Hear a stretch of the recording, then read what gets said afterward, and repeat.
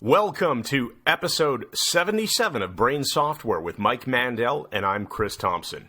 He's got one show left in 2016. Hurrah! He loves to attack the masseter branch of the facial nerve, and he's just found out that he's not black. Here he is, ladies and gentlemen, the king of the hypnotic kingdom, Mike Mandel. The king of the hypnotic kingdom. I just made that I up. know, it was clearly lame. Notice, listeners, fellow storm riders, you were once again hearing... Yeah. I brought the guinea pig laugh back. I know, some of you were hoping it would be gone forever, but it's back. Who was it? It was somebody in our live last class. Architecture of It was the only Hypnosis thing that class. annoyed him, which that made me laugh so much I had to bring it back. Yeah. It won't be back for long. Might be the last time now.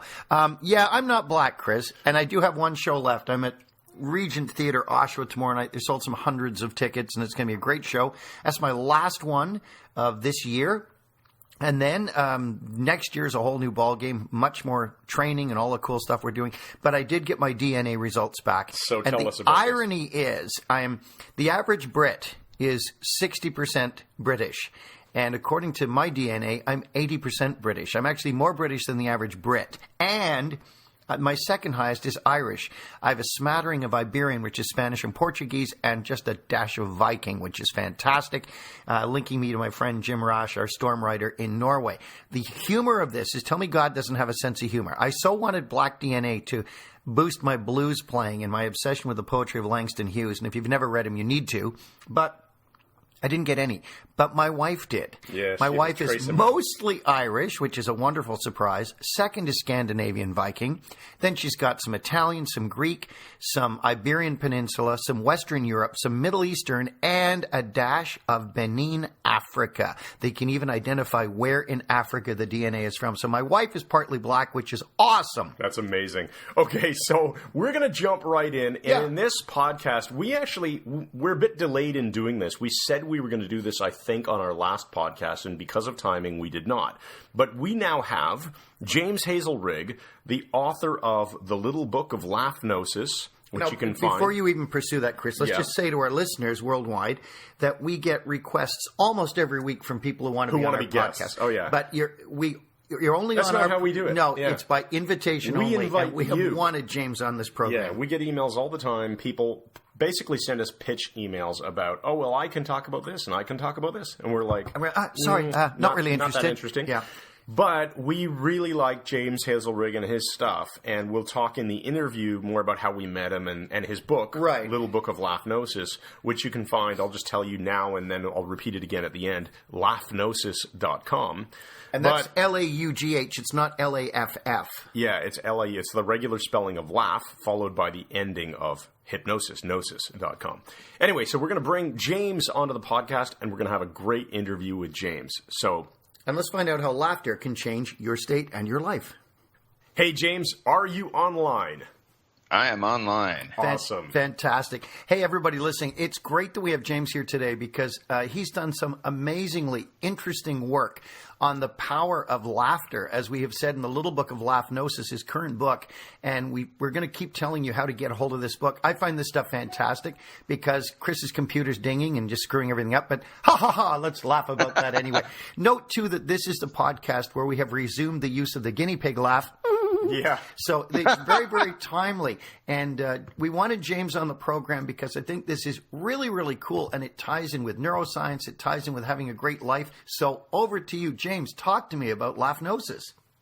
Right. So Laughnosis, that's a term that I coined, and it really grew out of a practice called laughter yoga, which was started about 21 years ago in India by a medical doctor who really wanted to test whether or not laughter was truly the best medicine. And so he gathered people together, and they told jokes, and they laughed at jokes for a couple days, an hour a day. And then they started running out of good jokes. So then they started telling mean jokes, and people were getting their feelings hurt, and a lot of people went to the doctor and said, hey, let's forget all of this. But his wife was actually a yoga instructor. So Mallory Kataria was her name, and she said to her husband, Dr. Madan Kataria, all of that laughter, especially that belly laugh, is very similar to pranayama, yogic breathing. And so she said, what if we just had people make laughing noises and not worry about whether or not anything's funny, do you think the body would be able to tell the difference? And of course, as hypnotists, we know that because of the mind-body connection, oftentimes our body doesn't know the difference. We have somebody hallucinate a lemon, or just imagine a lemon, if you want to call it that, and we know that they begin to salivate. So essentially what they did in laughter yoga was they said, all right, well, let's make laughing noises as though we thought things were funny, as though life was all a big joke, and let's see how we feel. And they felt fantastic. That makes a ton of sense. Yeah. It's just like we start pretty much every class that we teaching Clark Hull's concept. Anything that assumes trance causes trance, right? Mm-hmm. So yes, instead of, and I think you explained this so well in the first few pages of the book, that you don't laugh. What's the order that you said I'm it just in? watching you struggling. I really enjoy watching you Mike struggle. enjoys when I struggle with what I'm trying to say here. But it's not that because you're in a good mood, then you laugh. That's actually the opposite cause and effect, right? It's the other way around. Right. If you want to get in a good mood, laugh to be in a good mood. Exactly. Yeah. It creates a feedback loop. And, those who are familiar with Amy Cuddy's research at Harvard, and she did a great TED Talk about body position, standing like a superhero. Right. Making tuning up the testosterone and so on and reducing cortisol. Yeah. Yeah. And so this really ties in with that whole thing. And so one, we have an amazing state change. Whenever you decide to smile, when you decide to laugh, you are releasing large amounts of dopamine, which is, of course, the mood enhancer. You're releasing endorphins, which are your painkillers, your endogenous morphine. You're releasing serotonin, which is your antidepressant. And that all happens just from smiling. And that's the fantastic thing about this, James. And that's what I loved about your book. You tied in with the laughter yoga that I had never heard of. But when I read the foundation of this, the neuroscience behind it makes so much sense. And the idea, as Richard Bandler said years ago, our brains are capable of producing pharmaceuticals far more powerful than anything we can get by prescription. We just need, nano doses to make these shifts. Well, and your comment about all of the things that happen inside of the body just by smiling, and that only involves the face muscles, not even any laughing yet. Yeah. So what happens? It's like smiling on steroids equals laughing. It is. In fact, I used to make a joke that and it's a slightly racy joke, I apologize. We'll edit our audience is okay with necessary, that. We'll edit it out. Good. That when you laugh, that's your smile having an orgasm. Oh, I love it. Okay, we can get away with that. Yeah, I think we won't edit that out. Right, No, we will not. Good. Oh, good. And I thought I was really clever coming up with that. It turns out people have been saying that for decades, and it turns out that the neuroscience verifies that the same chemicals that rush through your brain when you are having an orgasm, which include those three pleasurable chemicals I mentioned, along with oxytocin, bonding chemical, right? The one that mothers feel when they nurse their babies, that people feel when they kiss, when they fall in love, when they climax. You get this big rush of that connection. Women, they tend to have a longer rush of it, which is why so many men often have meetings in the morning. But hang on, clarify that. a woman's rush of oxytocin lasts longer than the man's from a sexual climax. Okay. And so that's why the stereotype is that women want to cuddle and men want a sandwich. Got it. But all that aside, though I always have to throw in this detail, scientists found that dogs get a big rush of oxytocin when they're running over to their people. Oh, that's nice, isn't it? So yeah, dogs actually love us. Cats probably don't give a damn, but dogs do actually love us. Cats do not. Remember the whole adage, the old adage that dogs have owners and cats have staff. Yeah, you said that. That's right. Yeah. But so and here's a little anecdote that I don't really get into in the book.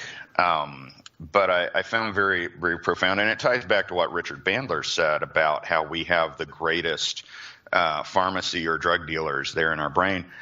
I was actually leading a laughter yoga class some months back, and in the last part of the class, we have what we call free laughter or laughter meditation, where you just lie down on the floor and laugh, and just you kind of let the laugh you. And I imagine doing this in a group would be quite infectious.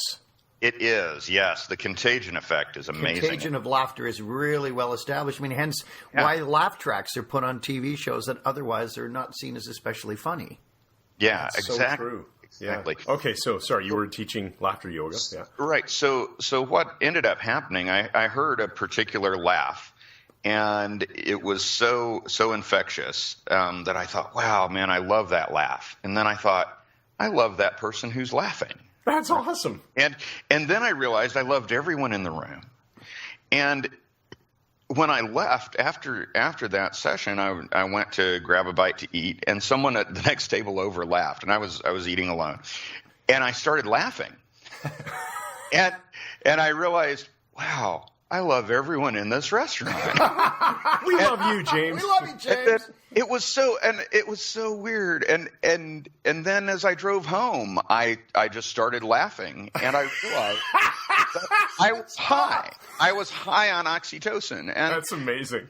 It was an incredible, transcendent experience. So it's really amazing. I think we don't take laughter seriously enough. That's brilliant line. You know? What I find funny here is just you talking about laughter is making me laugh. It's so angry. Now, James, I don't know if you ever heard about the laughter game I invented when I was a telephone operator before I became a hypnotist. So we're talking early 1970s. Did you ever hear about my laughter game?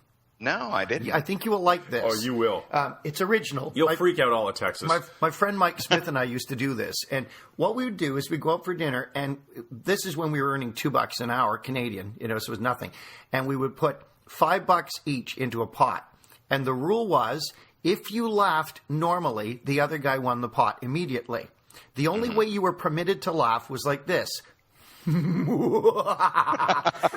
else was allowed. So we'd go for a restaurant or something, go for a dinner. We're sitting there, and he'd start to order from the menu, and he'd see me trying to catch his eye, and he'd start to chuckle as the waitress is talking, and he'd go, "I'll have the steak," and and she looks at him in horror, which of course makes me go, and it just goes and goes. So now we've extended it to, you get about 5 or 10 friends out for an evening. Everybody puts $5 or $10 in this pot, and there's a time limit set on someone's iPhone. And as people get knocked out, whoever's left splits the pot. But it gets so freaking funny that you can't stop doing the mad scientist laugh. Okay, I love that game, I have to say it. I want to go back to what you were talking about. The two of you were talking about how your brain can manufacture drugs that are far more powerful than anything you can get in the drugstore. You interested, hasn't it? Well, no, it just occurred to me now. I'm going to start referring to myself as a personal drug dealer. Nice. And I remember when I read Tim Ferriss's book, The 4-Hour Workweek, I think it was back in 2007, and he was into some sort of supplement that he'd created, and he was selling it online for athletes, like cognitive brain function type of stuff. And so when people asked him what he did for a living, he said, "Oh, I'm a drug dealer," which was hilarious because technically it was true, but it wasn't illegal. Right. I thought, from this whole idea of laughter and hypnosis, I'm a personal drug dealer. Yeah, that's nice. Yeah, nice. We are. Yeah, and the other thing about it, people talk about, when they're trying to scare you about various illegal and illicit drugs, they say it changes your brain. And of course, every time I read an article, meditation changes your brain, playing music changes your brain, everything changes your brain. Yeah. And that's one day older changes your brain. Exactly. Your brain is going to change. So as hypnotists, of course, we are in favor of taking charge of that process. And I came to realize, doing laughter yoga and hanging out with people who'd done a lot of it, a lot more than I had, I realized that laughter, especially that unconditional laughter where you do it intentionally, you don't worry whether or not something's funny, you decide to laugh because you want to.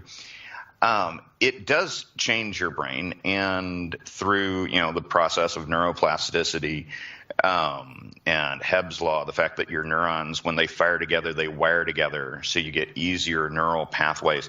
You start building neural pathways that default toward laughing at the world and laughing at life and laughing with life, as opposed to being depressed or angry or frustrated or all of those things. And I'll be honest, those are my defaults. I don't know if they're natural born or if it was environment, but I'm naturally a depressed, angry, anxious person. So learning that I could come up with a way to start changing those neural pathways and start redirecting my reactions toward laughing at the world was really transformative for me.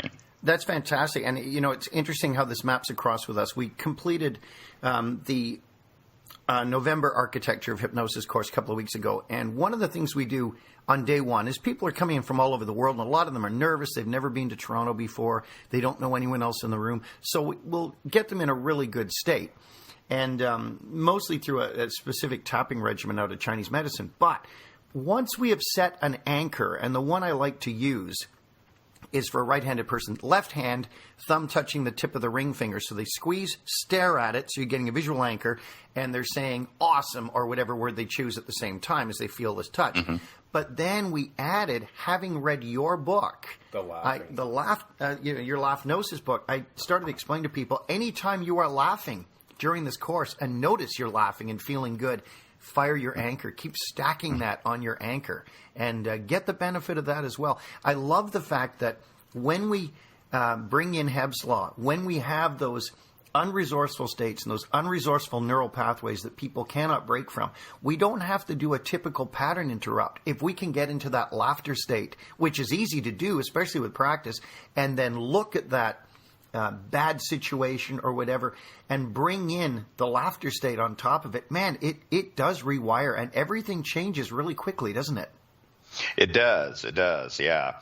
And, those who've met me can probably guess that I'm not somebody who loves hitting the gym and exercising. It's just, give me a book. Yeah. But I've found that even if I make myself chuckle while exercising, I have a lot more stamina. I can keep going longer because I'm producing these more positive states in my brain instead of feeling kind of the frustration and the exhaustion and all the various things that people who are really out of shape feel when we try to exercise. Personal trainers should add this into their regimen. Yeah. They totally should. And I think because, personal trainers are not like me. They're people who often really enjoy working out. So I don't think they think about that. Yeah, they don't, but they deal with a lot of clients who feel probably the same way you just described. Yeah. A lot of people, they don't enjoy going to the gym. In fact, I just had a weight management client a couple of weeks ago, and when we were talking about exercise, she said, I just don't really like that at all. I said, well, when you were a kid, what did you like to do that was active? And we talked about things like jumping on a trampoline and other things. Things that, of course, it's an interesting one. Jumping on a trampoline when you're a kid, normally you're hanging out with other kids and you're laughing. So, do you think that might cause you to enjoy it, right? Yeah, neurons that fire together, wire together, just like you said. Yeah. And, in fact, also want to take you back to that Architecture of Hypnosis class, Mike. I believe that after we did the tapping, we actually did this exercise out of James's book. Which is fabulous. Maybe we get James to walk people through it. It's this one here called Exercise 3, Bilateral Simulation. Stimulation, yeah. Stimulation. Yeah, that's one of my favorites. And of course, students of hypnosis have probably heard of bilateral stimulation. Right.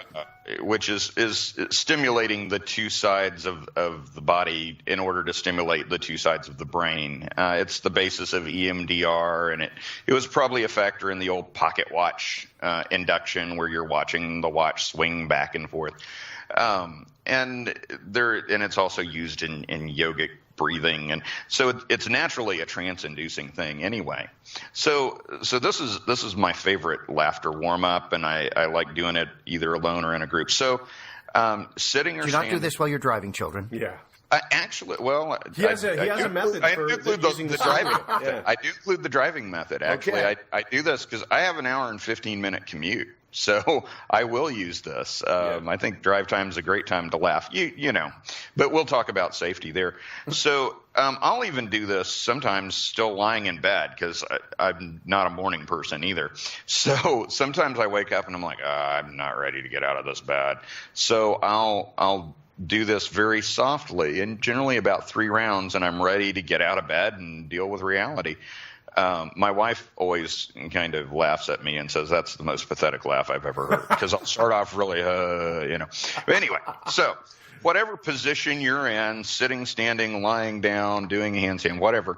Nah, it wouldn't work with a handstand. Doing a handstand. Yeah, that wouldn't work because you're going to use your hands. Place your hands on either side of your thighs on the outside. We're standing up to do this. We're going to do this. We're going to do this. You walk us through it. Let's do it. So, and then you pat alternately on your outer thighs with your hands.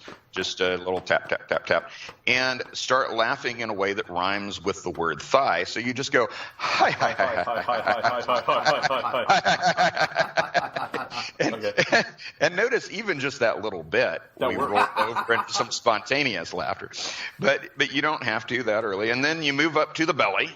And like Santa Claus, you pat either side, again, letting the hands alternate, patting the two sides, and laugh like Santa Claus going, ho, ho, ho, ho, ho,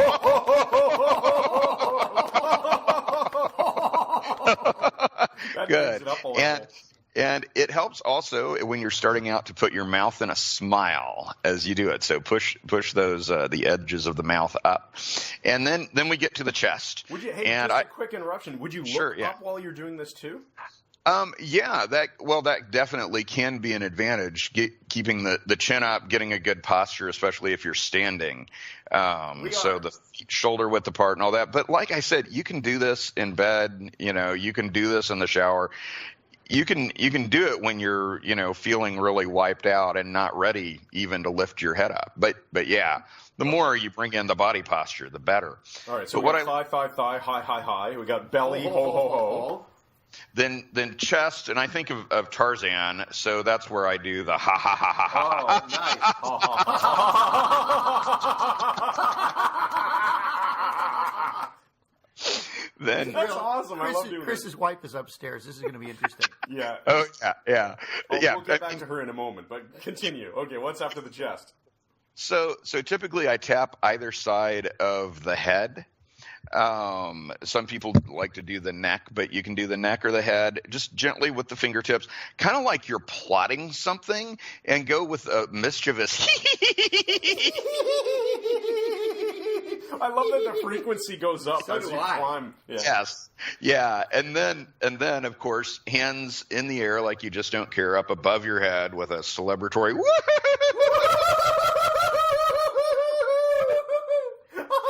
So, now let's repeat that, starting at the thigh a little faster.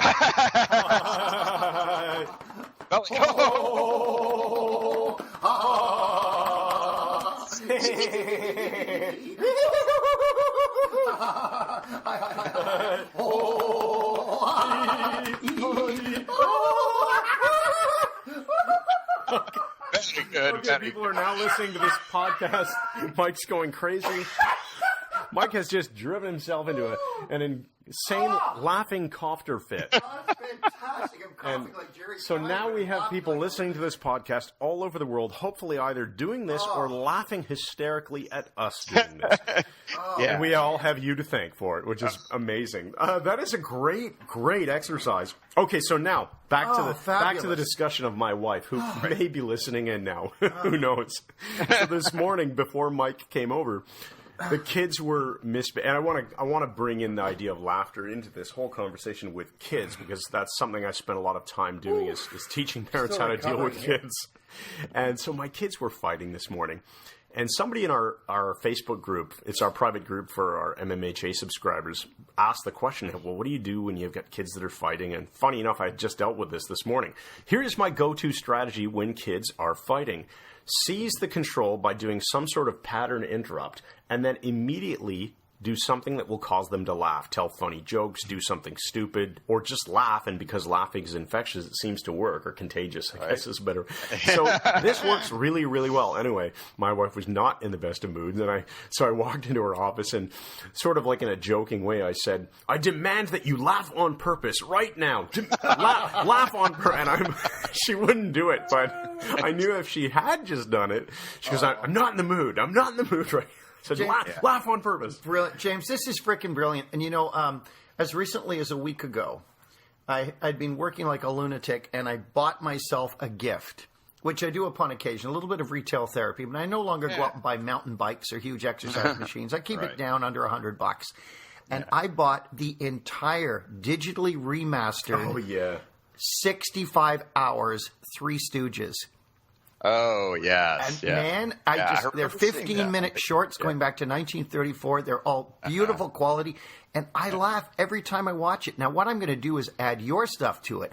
And I'm going to laugh intentionally before I put it on and boost the effect. Yeah, and then just laugh incredibly at stuff that isn't even as funny as maybe you I feel fantastic right now. I seriously feel fantastic from all the endorphin release and everything. Yeah, who needs booze when you have laughter? Well, let's not go crazy. Well, hey.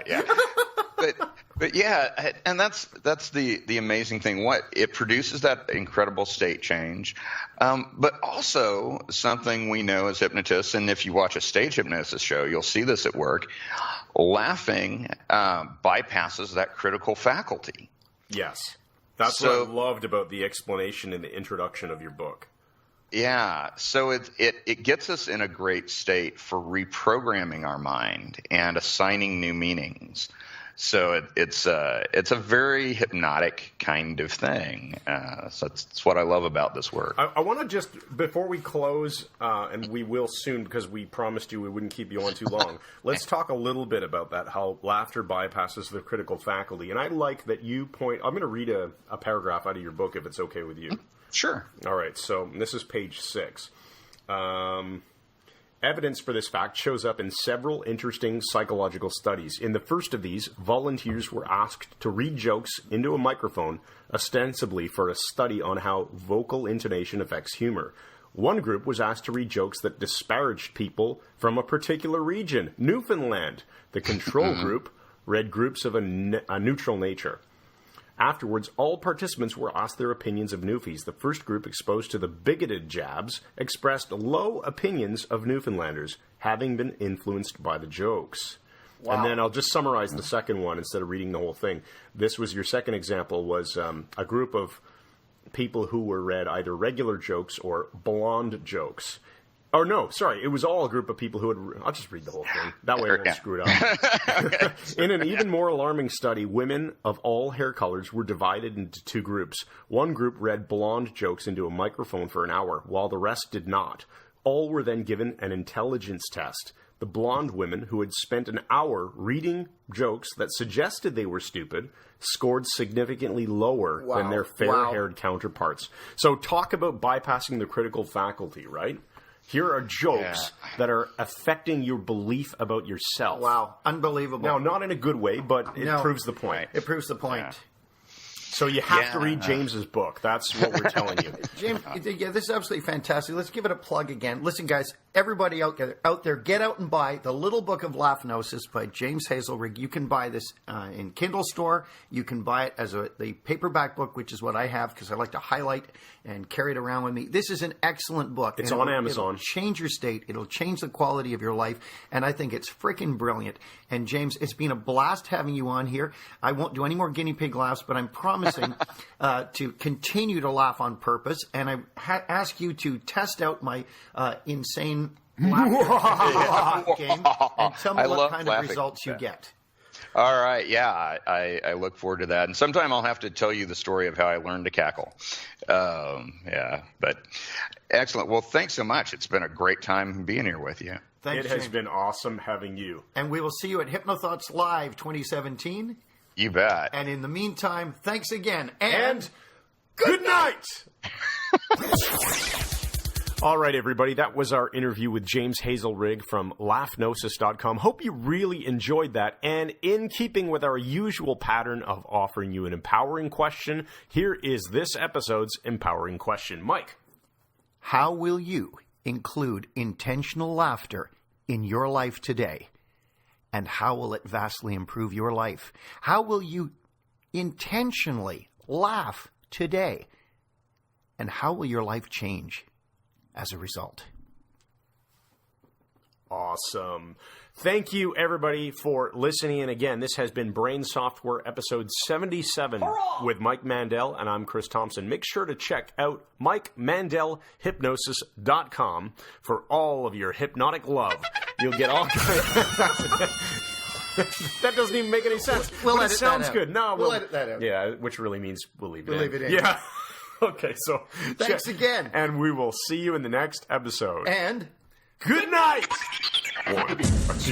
1, 2, 3, 4. Spunky and Beezer. It's the Spunky and Beezer Show. Spunky and Beezer, the only place for kids to go. Spunky and Beezer. It's the Spunky and Beezer Show.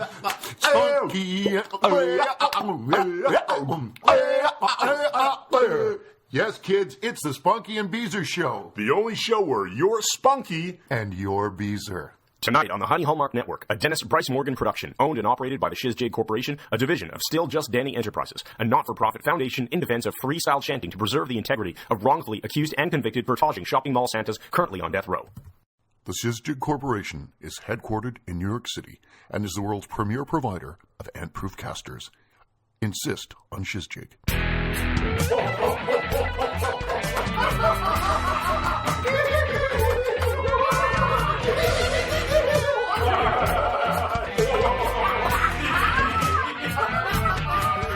Oh, Shizjade.